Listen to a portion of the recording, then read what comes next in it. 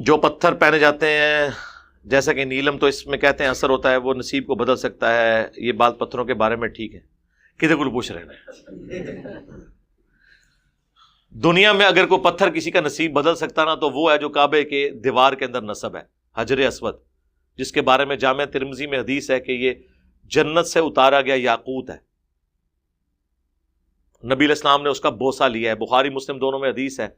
حضرت عمر کہتے ہیں کہ اے حجر اسود تو ایک پتھر ہی تو ہے، اگر میں اپنے نبی کو نہ دیکھتا صلی اللہ علیہ وآلہ وسلم کہ وہ تجھے چوم رہے ہیں تو میں تجھے چومتا بھی نہ تو کسی کو نفع دے سکتا ہے نہ نقصان۔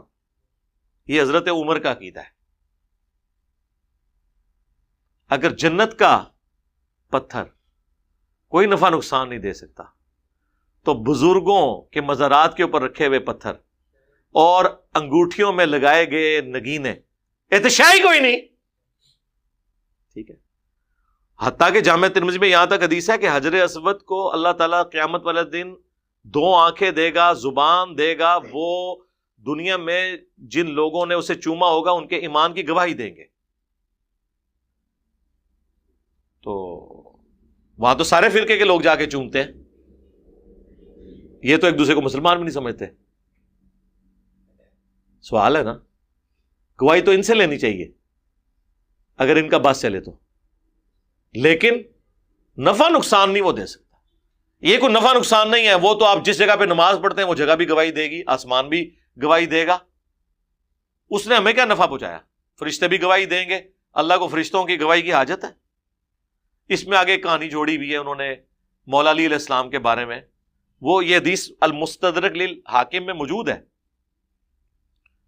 کہ جب حضرت عمر نے کہا نا کہ تو ایک پتھر ہے، نہ کسی کو نفع دے سکتا ہے نہ نقصان، تو حضرت علی نے کہا کہ امیر المومنین یہ لوگوں کے ایمان کی گواہی دے گا قیامت والے دن، تو لہٰذا یہ نفع بھی دیتا ہے اور نقصان بھی۔ اور وہ میں نے لاجیکلی کہا کہ یہ بات ہے ہی غلط ہے، یہ کوئی نفع نقصان والی بات تو نہیں ہے، وہ تو ہر ایک جگہ گواہی دے گی۔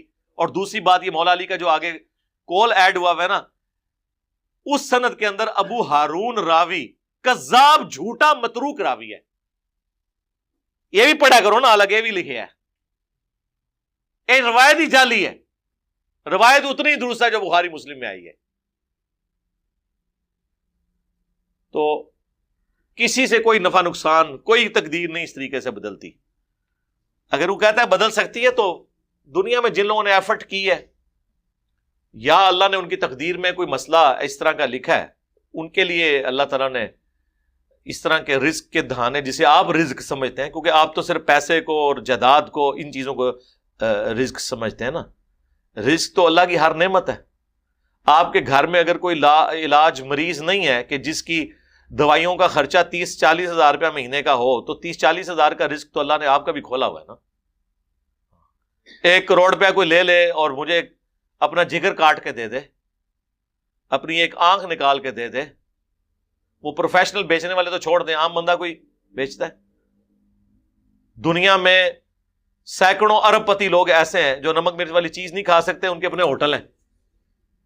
اس طرح کرنے سے کچھ ہوتا ہے میرے بھائی؟ اللہ نے بہت کچھ دیا ہوا ہے آپ کو، تو اللہ کی نعمتوں کے اوپر شکر ادا کریں۔